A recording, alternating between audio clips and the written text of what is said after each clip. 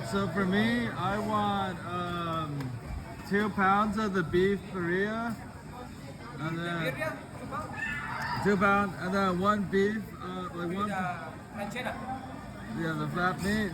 Oh yeah. So we got these 2 chickens popping out. Very good. 2 little henlings, fajitas, right? So that looks very fresh and mixed in nice evenly.